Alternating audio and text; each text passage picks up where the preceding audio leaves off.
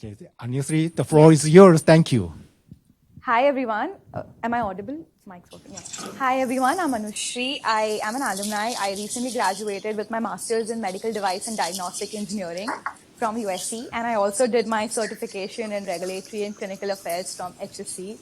So, Anushmita, if you have any queries about biomedical, feel free to reach out to me. I was part of the consulting service last semester, and I got an opportunity to work on AI/ML software devices, understanding the regulatory pathway that the companies in future might take, and that has developed my interest in wanting to learn or keeping up with the regulations and market trends to have a first mover's advantage or to keep myself better equipped with what's going on in the industry. And as a result of which, when Dr. Kaur reached out to me about the presentation, on that very day, I think Apple announced two very important updates. One was the sleep apnea detection on their Apple Watch and the hearing aid detection on their for the AirPods. So I thought of incorporating those things in my presentation to maybe help you guys navigate through the regulatory pathway that the company took and how smart their decision was. So my topic for today is navigating FDA regulations, OTC hearing aids, and Apple's disruption in the hearing aid market. So before I begin, let's get into a few of the data about why a hearing aid is necessary. So hearing loss affects about 60.7 million Americans aged 12 and older. About 15.5% of American adults aged 20 and older have some level of hearing loss. Studies show approximately 28.8 million American adults could significantly benefit from wearing a hearing aid. And it's not just if you are suffering from a mild to moderate hearing loss, it's also in environments such as attending a concert that most of us do. It's better to have prevention than to look for a cure. Only 16% of people aged 20 to 69 have ever used a hearing aid, while just 30% of those aged 70 and above have done so. According to the data, hearing loss is on the rise in the United States, and it's expected to almost double by the year 2016. So the market cap is going to increase. The need for more players to come in with more affordable hearing aids and other devices are also going to increase. So what did the government do to help with this initiation? So before getting into it, let's understand what hearing loss is. Basically, hearing loss is a condition that occurs when the sound transmission from the outer ear to the brain is disrupted. It can happen at any of the instances in a problem that arises in the outer ear, the middle ear, or the inner ear. Hearing loss can be partial or complete, and it is often measured in decibels, and it occurs when the auditory system is damaged or compromised, impacting a person's ability to perceive speech or environmental sound effectively.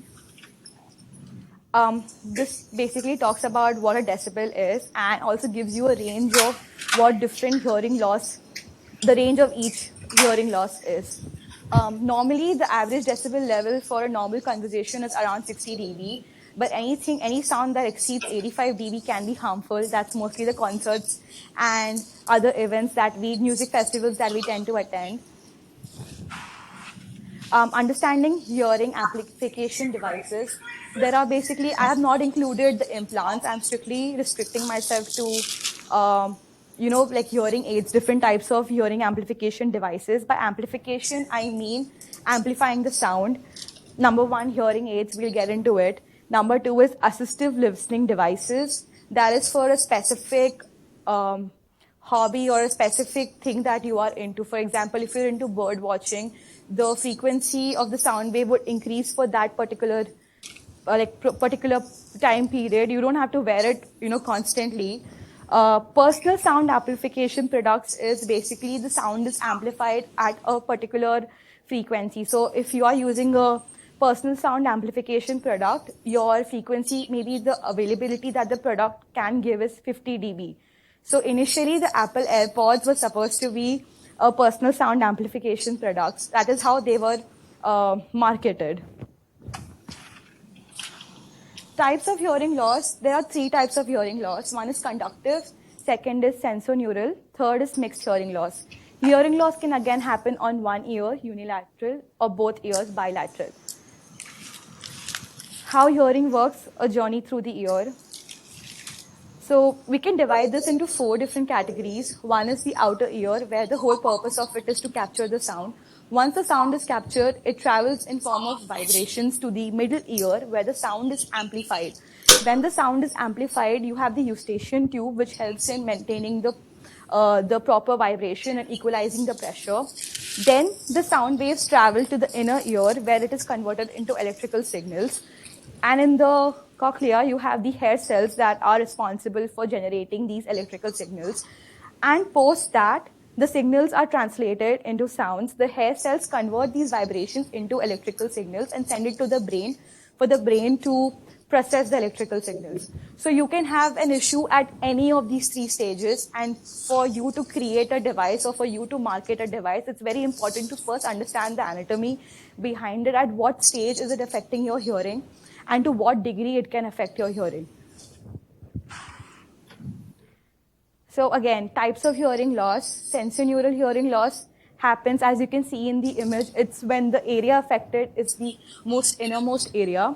Normally for these type of hearing loss, you wouldn't go for a hearing aid.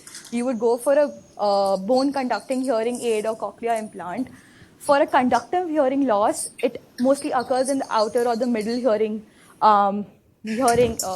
loss, where basically there's a blockage or there's a damage. This can be prevented via hearing aids or like personal sound amplification devices. Third is a mixed hearing loss, which is basically a mix of both. Now let's talk about hearing aids. Hearing aids are basically a small electronic medical devices that make some sound frequencies amplified so that you can hear sounds and understand speech more clearly. There are different styles of hearing aids. One is behind the ear, receiver in the canal, in the ear, completely in the canal. Right now, a lot of companies actually invested a lot of money to make the hearing aid as invisible as possible, which you'll understand the irony much later when Apple introduced the hearing aid in their ear as Apple Pro. Types of hearing aid, there are basically two types. As we mentioned, the two different types of hearing loss. Types of hearing aid, one of which is air conducting hearing aid. Second is bone conducting hearing aid, where the sounds are amplified either via the air or by the bone. So the bone conduction hearing aid, again, is not going to be the hearing aid that can be, sold via OTC, over the counter. It has to be sold through prescription because the fitting of it has to be adjusted according to the area where it has to be placed. So what did the government do? Knowing that the rise in hearing loss among people of our age is going to increase, what measures did they take? See, making hearing healthcare more accessible and affordable is a public health priority, especially as the number of older adults in the US continue to increase. What does hearing loss cause? It causes a sense of isolation. It has been associated with serious conditions like depression, anxiety, loss of self-esteem, dementia, reduced mobility, and falls. So in the year 2017, FDA Reauthorization Act happened, where they established a law where FDA had to create a separate category for over-the-counter hearing aids for adults with perceived mild and moderate hearing loss. But again, with every such regulation that happens, there's a lot of back and forth in the industry where they open it to the industry to pass comments, which happens even now. And people had their queries, and after which a final rule was established in August 2022, where they answered every question. And from then onwards, you could sell a hearing aid as an OTC.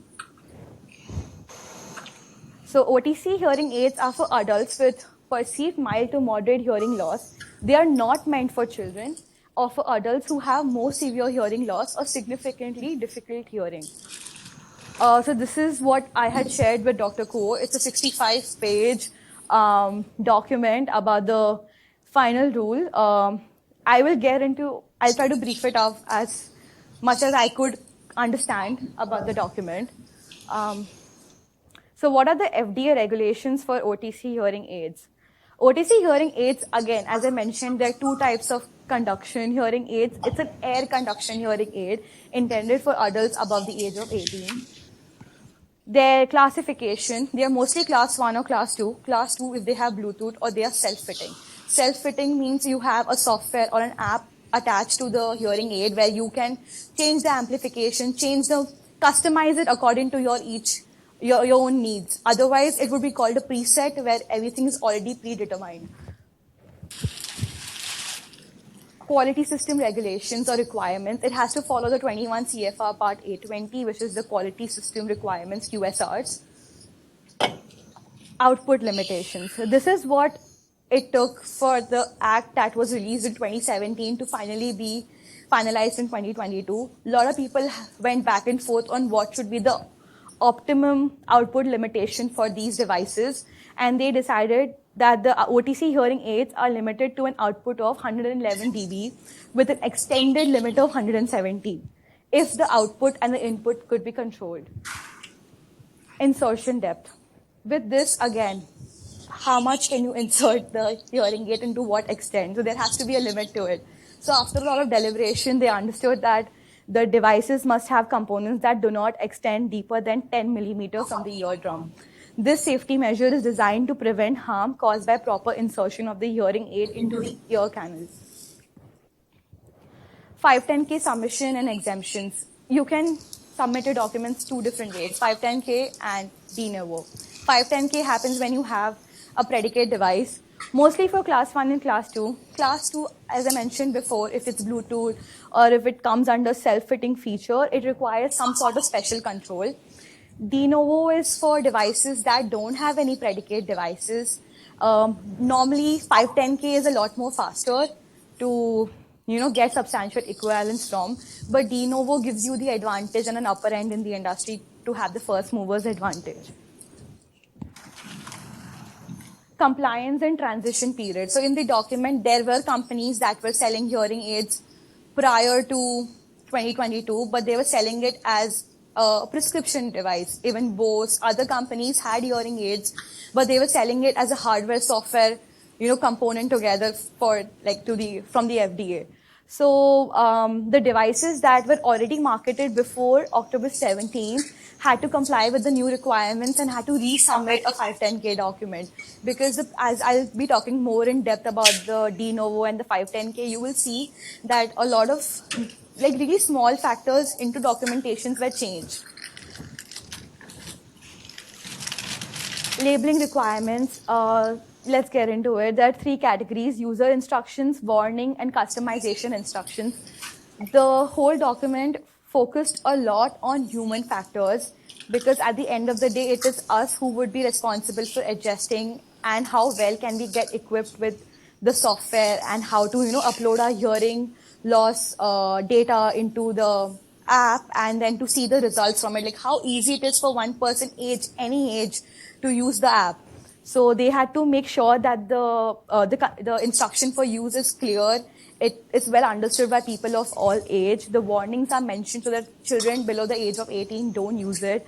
User instructions.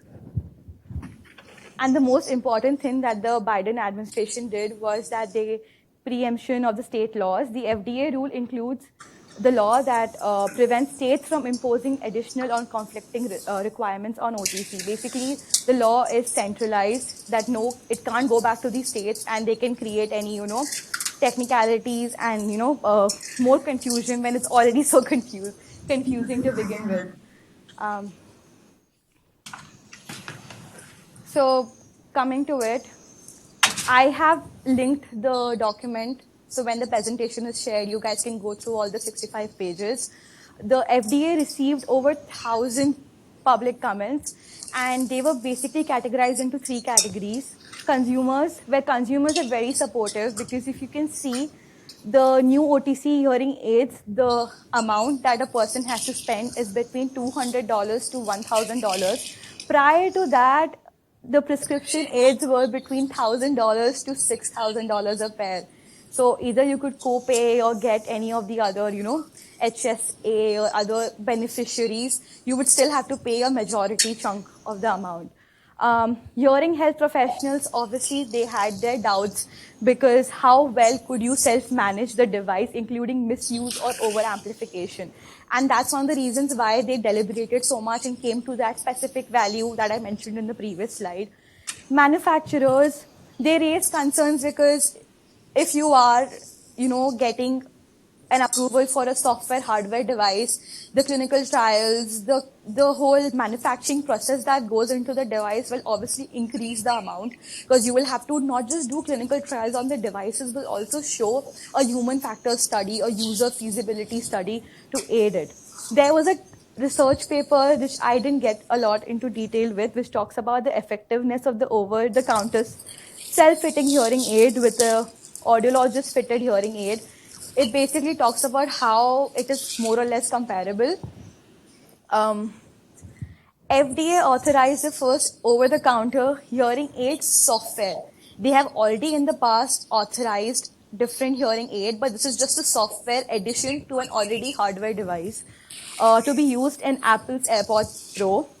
FDA granted de novo status to the first Bose self-fitting hearing aid in 2018. So do you see in 2018, Bose was the first company to come out with their hearing aid, which was prescription based. So in matter of just less than 10 years, Apple removed the whole hardware component of it and just allowed the software side of it to be a medical device.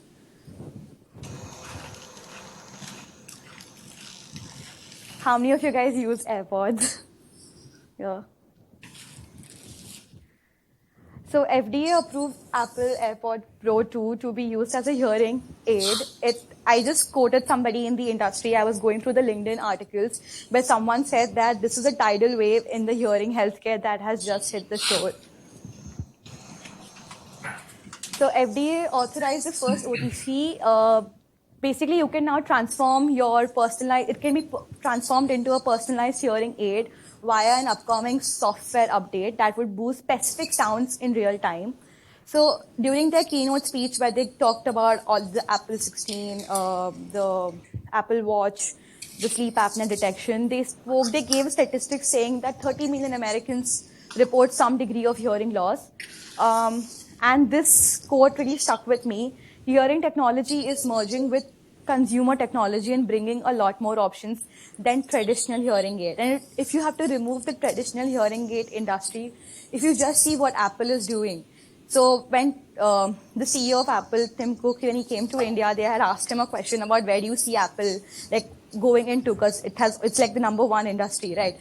And he said that he wants Apple to to be known as a healthcare company in the future. And as you can see, the Apple Watch, the Vision Pro, everything slowly is going to become a medical device, or some component of it is going to become a medical device in future.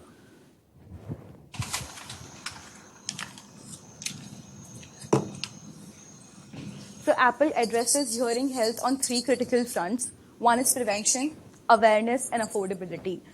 And it is the world's first all-in-one hearing experience. Protection, because of noise cancellation and other features that it has, it safeguards you from environments where hearing damages is prevalent. Awareness, people our age with AirPods, we would be more prone to at least taking a step towards hearing aids instead of buying a device that is almost $999 and beginning our journey with that. Assistance, as you know, Google, Apple, Sony, all of these companies are part of FDA's pilot project. You guys should definitely check it out for AI ML studies, where they are constantly in talks with the FDA to come up with new things that are going on in the industry. So via this de novo submission, a lot of companies that already have, AirPods or EarPods, they can become hearing aid and can compete in the same market.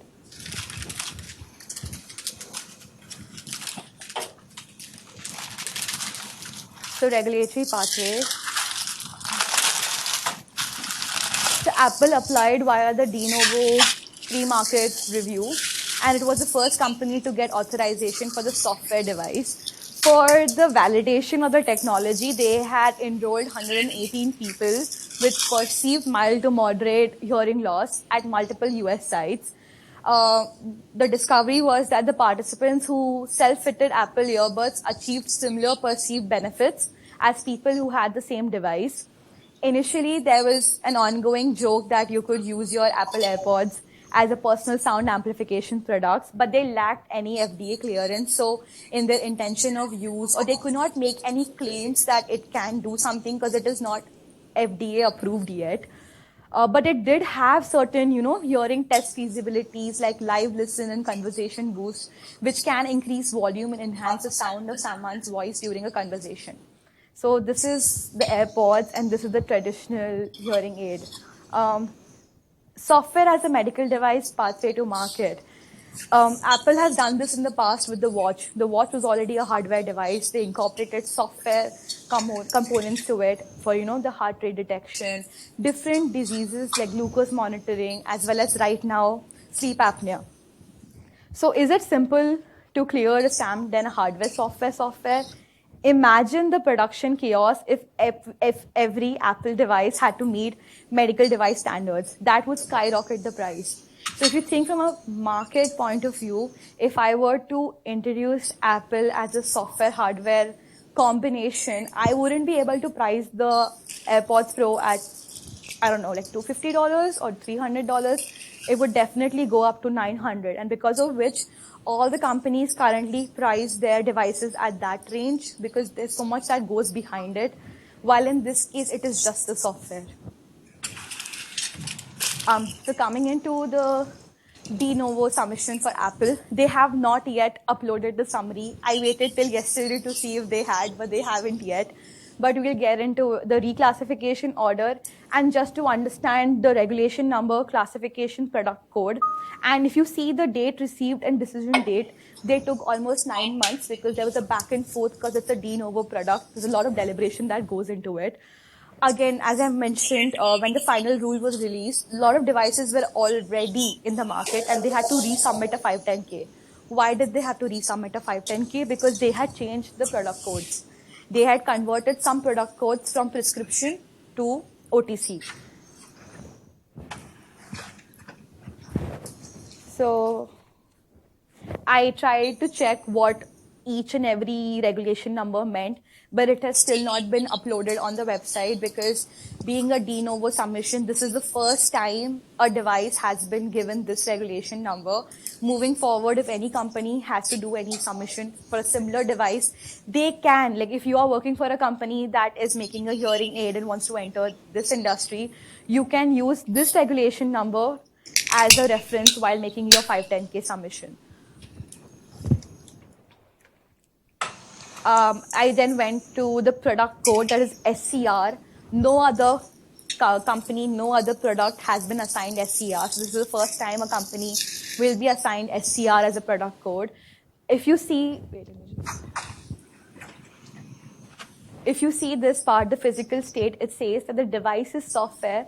The compatible hardware platform is and are physical but considered separate non-medical products. So this raises a question, and I don't have an answer to it, but I just wanted to understand, will Apple AirPods now be classified, like now that it's classified as a hearing aid, qualify for these, HSA, FSA coverage or insurance co-pay benefits under the FDA guidance? Because the software part of it is a medical device, but the hardware part of it is not. So they still have to navigate whether someone who can't, they don't have the affordability for the medical device can still get an Apple AirPods.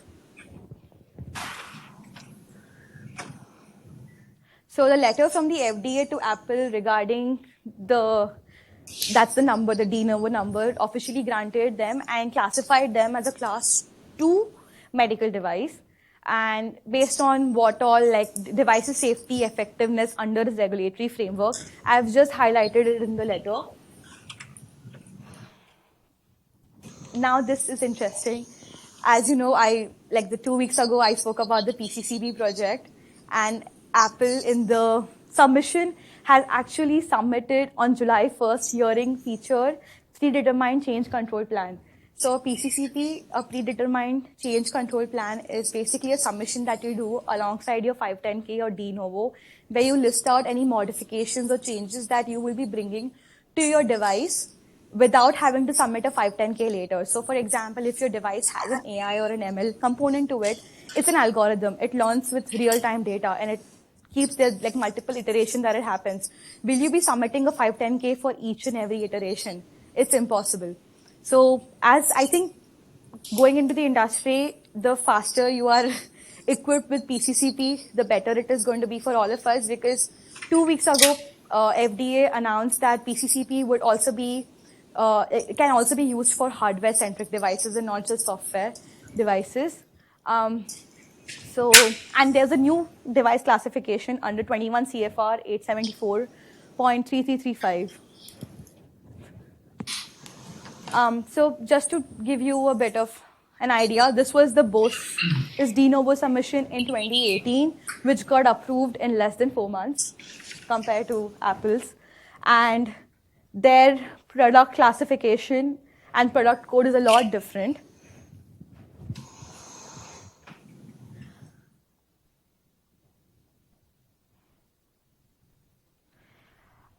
If you are working for a medical device company that is wanting to transition from AirPods to like earbuds to a hearing aid, it's really important to understand the product codes. So after the FDA's final rule was released in 2022, in August 2022, several product codes were reorganized, and because of which a lot of companies had to resubmit their 510Ks, because like in the past, the product code was assigned for it wasn't assigned for an over-the-counter hearing aid, but for a prescription hearing aid. Now let's talk about the market analysis of why Apple has completely disrupted the current hearing aid. So if you can see, I've listed out a few companies. If you can just see the price per pair difference, most of the companies are selling their devices above the $500 range. Why is that? Because they are submitting their device as a hardware and software component, where while submitting as a component together, the number of testing, the number of manufacturing to be keeping it in mind, compliant with the FDA standards increases. The money that you have to submit for, the 510K, all of those things also is another factor. The battery life, obviously, that is where Apple AirPods has a disadvantage, because it only works for 6 to 7 hours. I tried to differentiate based on the product code. If you can see the product code, you would see that most of them, QDT was the first time Bose was assigned the de novo status, and QDT was a product code assigned to the Bose's hearing aid in 2018. So a lot of companies applied through the 510K and got their approval, and while applying, so they had the reference of a device. So as a regulatory affairs specialist, in future, it's important to, go through different companies' 510Ks to see in depth how or what can help you strategize yours better. So, as I had mentioned, that a user study must be performed to prove that a device can be used by a consumer. It was emphasized during the final rule. So it's very important to ensure seamless integration and usability, not just of the iPhone. It can also be used with iPads as well. So interoperability, the iPhone and AirPod Pro work together to provide accessible and customizable hearing aid features, ensuring compatibility and functionality across devices. Again, I had mentioned in the past that the emphasis to human factors is also a must. Prioritizing user-centric device for ease of use, safety, effectiveness, focusing on meeting the needs of individuals. I have just added a slide on how to make your AirPods Pro into a hearing aid. It tells you step by step on how to upload your hearing test results via an app called Mimi on the Apple device. In the settings, you can go to the accessibility, AirPods. You can change the headphone accommodation to audiogram. Based on your audiogram result, you can amplify the sound, you can change the transparency, you can change the ambient noise reduction. So it is how simple it is for people of any age to use it, to upload their test results, to change their device within a minute or two into a hearing aid.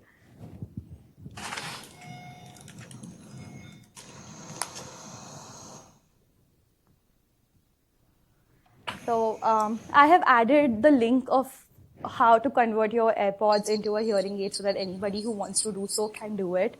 I just wanted to talk about the price difference and what exactly are the benefits and disadvantage of OTC versus prescription.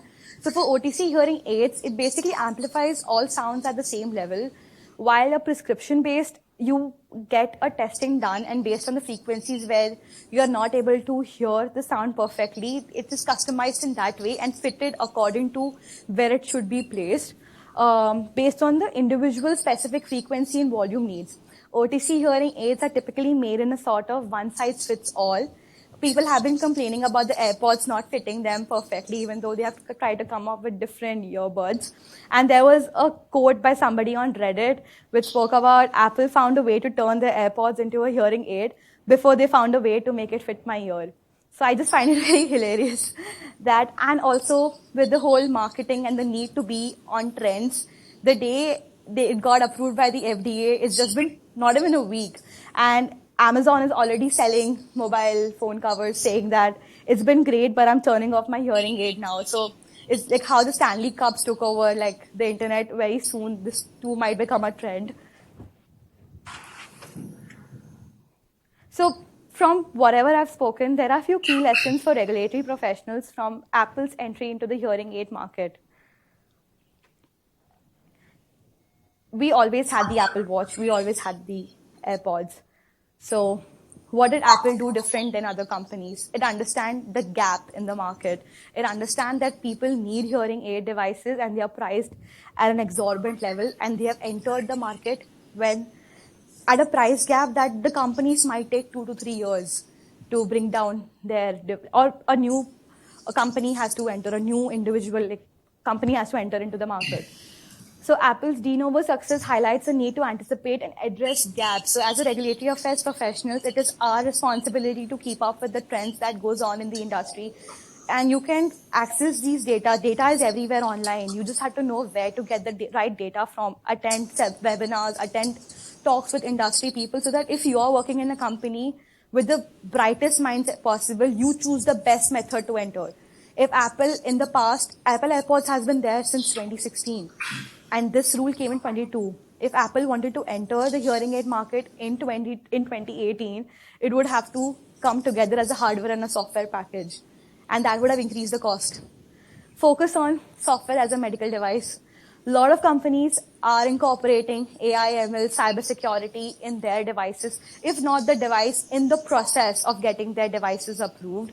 So it's very important for us. Even if you're not interested in medical devices, if you're in drugs, it's very important to keep up with it, because even in drugs, precision drug, correct me if I'm wrong, but that's something where it is going, or personalized clinical trials that happens. Converging technology, it's mind-boggling that they were able to merge the consumer electronics with medical device requirements. I mean, in future, the Apple Vision Pro is also going to become a medical device, most likely for sleep apnea. I did my internship with a company called ResMed, which makes sleep apnea devices. I worked in the digital health team, so I do know that there might be a possibility of shifting into the sleep apnea division for Apple as well. User-centric evaluation. Regulatory professionals must ensure an intuitive user experience. So from the previous slide, you saw how easy it is for people of any age to incorporate the hearing test into your Apple phone and change your whole amplification, like change the entire settings. Is very easy for anyone with any level of education. Language barrier can change it easily. Fast track approvals. Obviously 510K is a lot more easier, but they had to go via the de novo approach. So for a company, a lot goes on behind before you get a device to a market. A lot of strategizing. Like, they have still not received European, I think, approval yet, because the market there is a lot more stringent. So we'll still wait to see where all the Apple AirPods can become a medical device or not. I saw this quote and I thought it's pretty fascinating if you think about it, because like I mentioned before, a lot of companies spent millions of dollars in research to make their hearing aid as invisible, as tiny as possible because of the stigma around it. So if you think about it, Apple AirPods are basically the most visible but invisible hearing aids ever. And with that, thank you. Thank you, Anusri. Very intriguing device, and Any questions or comment from the floor? Thank you. That was a fantastic presentation. And Thank yeah, you. like Dr. Ko said, very, very interesting device. And I love it. I did join the talk a bit later on, so you might have talked about it, and apologies if you did. You put up that really nice slide with the prices of the prescription versus the Apple. But then I was just wondering, because with the prescriptions, there might be some reimbursements.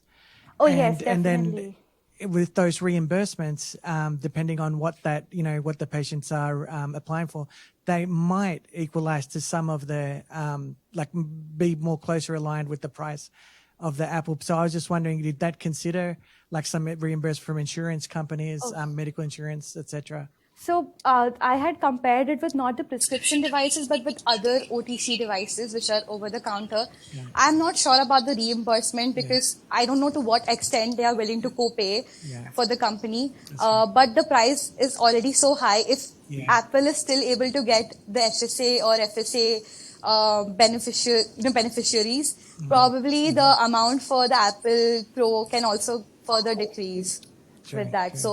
But also the point is that a lot of people are already using Apple Pro. It's a software update that you can, if you're already owning the device, can upgrade it. You don't have to pay extra bucks to get that.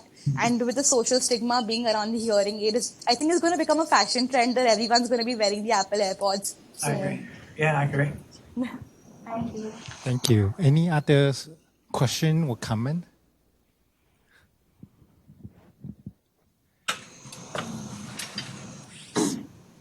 So on you three, to download the software, is there any requirements, and what's the price tag for that? No, it's free. There is no price for the software upgrade on the device that you already own. It's available. It's like the iOS news upgradation that happens. You just install it via that. Yeah, so that's what I think. Yeah, but if you don't own a device, you will have to buy the hardware component of it. Yeah, I think that's is a novel business model. It's a very smart way of entering a market, being patient, not entering before, knowing that there can be a possibility of, they might have observed the change in the trend and must have had a lot of back and forth with people in the FDA to hold back from not entering into the medical device field prior to, I think, the changes that has been developed as recent as the last 2 years.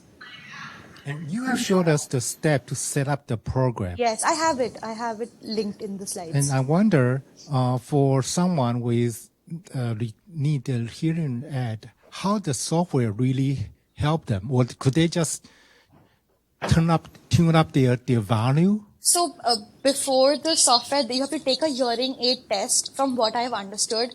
And there are few apps available that align with it that are, that matches with the software development, like the upgradation that they have done.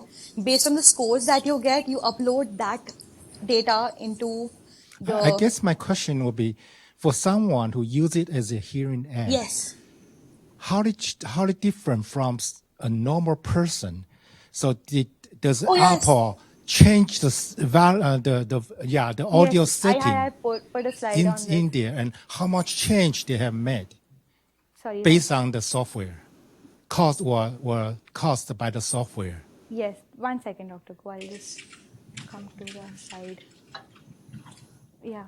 So if you can see, once you upload your audiogram result and you go to the accessibility settings, headphones accommodation, you have a feature where you can upload it based on your audiogram result and then customize it on amplification, transparency, and ambient noise cancellation. So based on the test results, you can further customize it.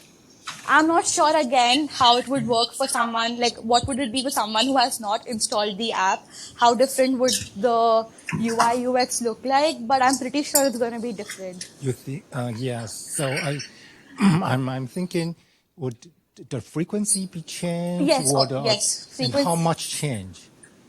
Based on the final rule agreement, the maximum they can go is 117. Yes. So I'm sure based on the score at what level, if they have mild hearing loss or moderate hearing loss, maybe it will be customized based on the hearing test results, I mean, there's still, people are still reviewing the devices. There's not much data on it online. So if, like, in the next few weeks, people on YouTube would be uploading reviews. So you will. Yeah, yeah. I think that's an excellent point, Dr. K. And this is completely different, but it just talks about when people do self-assessments. And there was a time when this app came out where people can just like test their own vision. So without seeing a doctor or a provider. It was FDA approved. So this is what they know. It wasn't, but it was just it was just developed, and then people were doing that, and then based on those results, testing themselves, they were ordering contact lenses and ordering glasses and things like that. But that was just a huge disaster, huge disaster, and it was just. Yeah, but it was just a different So example. the FDA Reauthorization Act came in 2017, and it took them almost, I think, 5 years to get it approved because they were constantly deliberating on what dB, like the value, the maximum output value could be. That's good. So based on that, and they have decided 117 dB, so that is the limit that they've given. Yeah. Obviously, if you are suffering with moderately severe hearing aid, this isn't for you. You will have to pay the amount to get it personally fitted to have a better, grasp of what's going on around you. But yeah. Any questions, comment? Okay. If not, thank you, Anusri. And I